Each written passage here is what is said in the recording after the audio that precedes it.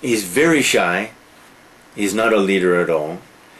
He's extremely decent, and I would say he represents spirituality. Not religion. Religion won't quite fit into this novel, but spirituality will. He's a deeply spiritual person, and deeply good too. It's tempting to call him a saint. That's going a little too far. But he is an ascetic, A-S-C-E-T-I-C, meaning he renounces, gives up pleasures and the things that the rest of us attach such importance to, and all this sharpens his spiritual insight, his understanding, his spiritual understanding. Okay, these are the four characters. Now, these four allegorical characters can be seen in two other ways.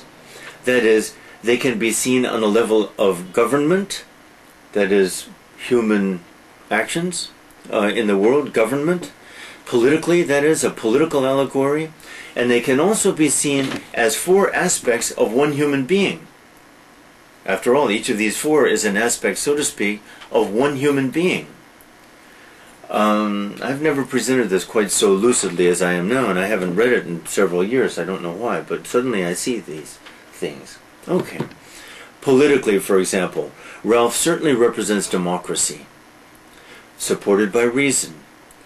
But in this novel, democracy stands little chance against the passions, the will to power of a Jack, who might be said to represent Nazism, for example, or any totalitarian movement. In this novel, democracy stands little chance against those elements. After all, this is right after World War II, and the vast, disastrous destruction all over the world that resulted from that war. Spirituality, too, stands no chance against Jack. Kind of pessimistic here. Kind of pessimistic. Notice that I didn't use the word the other day, but in 1984 is a very, very pessimistic book. What we call goodness, whatever that means, I think it maybe calls it into question, the book, that it's even questionable. But it has no chance in this world, no chance at all. So these are two very pessimistic, lucidly pessimistic books, which have to be read by thinking people who we too easily accept the silly, superficial myths of our culture and of our time. Okay. So the plane lands, the boys spill out, Jack finds Piggy, they find a kind of pool of water, beautiful, they take a swim in the pool. Piggy of course can't swim. He doesn't want to take off his glasses anyway because he can't see without them. Jack makes fun of, Ralph makes fun of Piggy. Ralph loves Piggy, but Ralph is also annoyed by Piggy. Piggy has irritating characteristics. Piggy is, all four are deep psychological portraits, all four of these major characters. Let's talk about Piggy. Piggy's manner of speech is irritating. We know that he's highly intelligent, and yet his speech, his use of words, his grammar, are all low class, are all vulgar.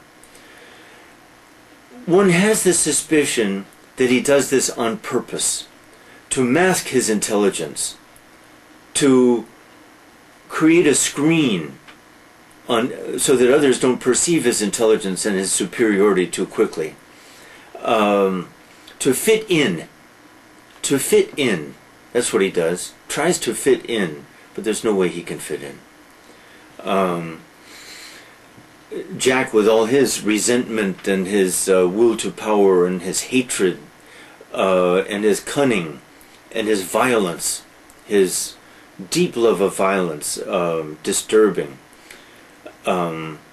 Simon, with his deep spirituality, his incredible courage and spirituality, which doesn't, alas, get anywhere. And even Ralph, for all his decency and kind of superficial values, has a deep decency, but some violence in him too. Civilization, after all, does spill over into violence from time to time. At such times, does civilization cease to be civilized? Interesting question. Okay, now to the point. Jack and Ralph and Piggy meet each other by the pool, and Piggy discovers a conch. A conch is like a large seashell. Large, though, maybe with an opening.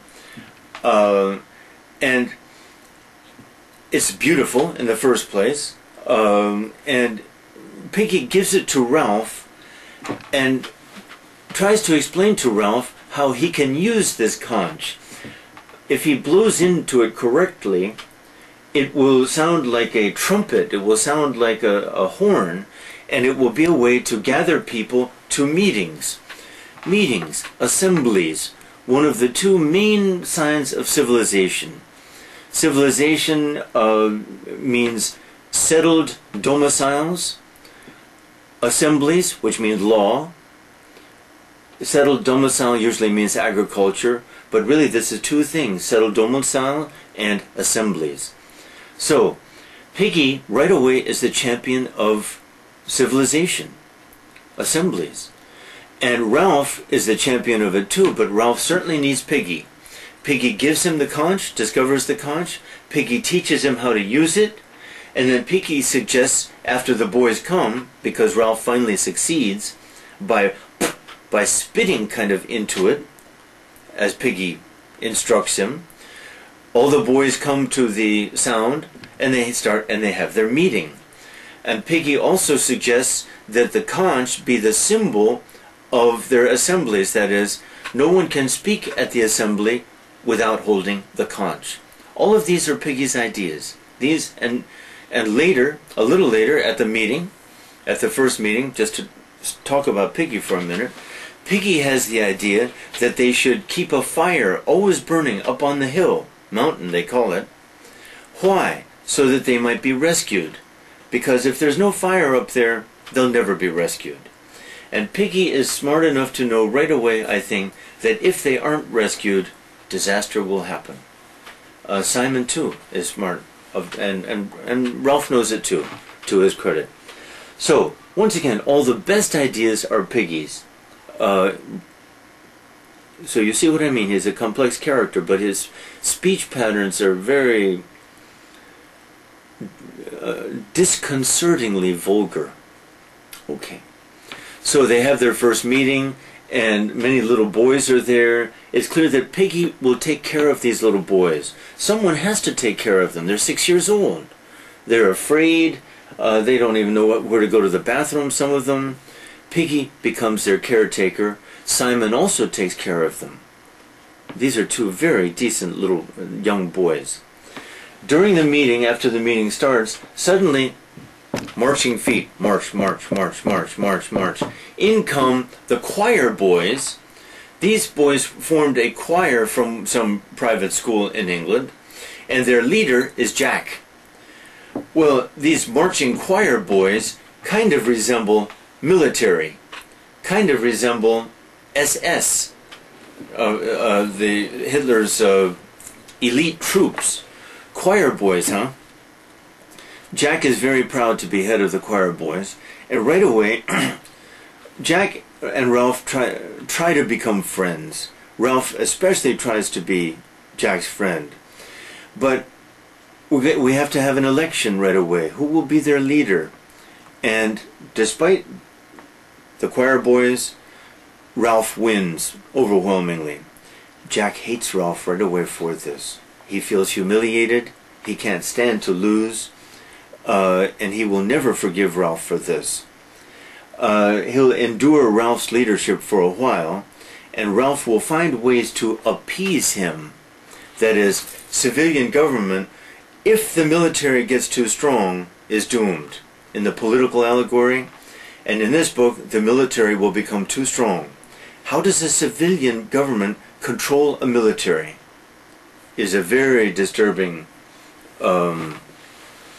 question.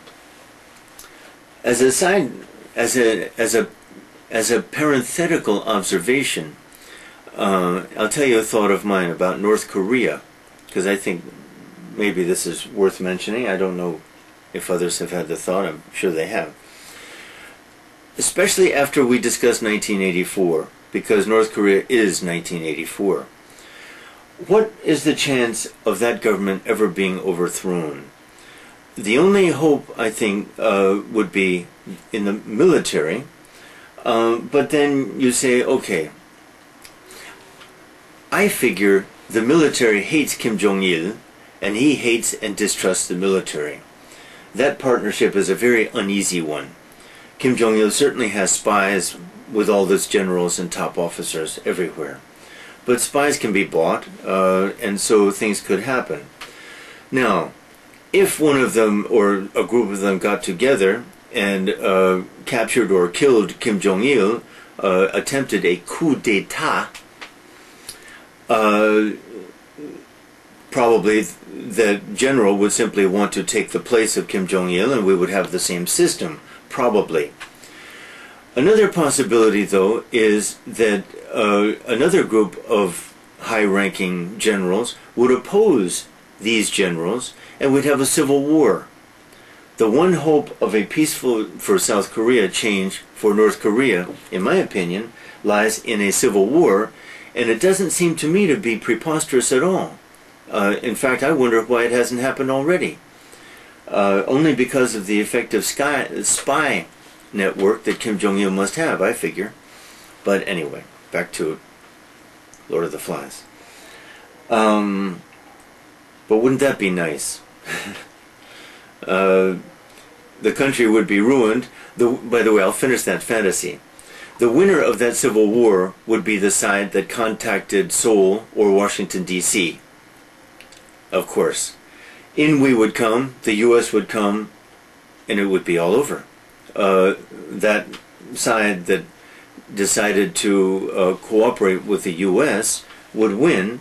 Of course, we would only enter on the condition that a democracy be established, and no South Korean deaths, the end of a horrible 1984-like regime in North Korea, and some hope for the North Korean people. Okay, end of my fantasy. Back to our story. Jack hates Piggy. But the boys decide to explore the island, and they go up the mountain. They find a place where it would be good to set a fire, and Jack assumes responsibility of the fire. Jack starts to explore the island on his own. Jack, at first with Ralph, but that ends soon, and Jack becomes a hunter. His first attempt, there are some wild pigs on the island. Jack catches a wild pig, but he can't bring himself to kill. The pig gets away, and this humiliates Jack. Next time, he won't hesitate. Soon, he becomes the supplier then of meat. Everyone wants meat.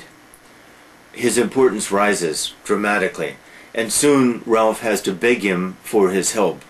And so very soon it will be a case of Jack refuses to help. Everyone who wants meat will come with Jack, and all the big boys join Jack. That leaves only Ralph, Piggy, and Simon, and the little boys. It's just a matter of time before disaster. Okay, I've cut through a lot of action there. Jack assumes responsibility for the fire, but pretty soon the fire goes out.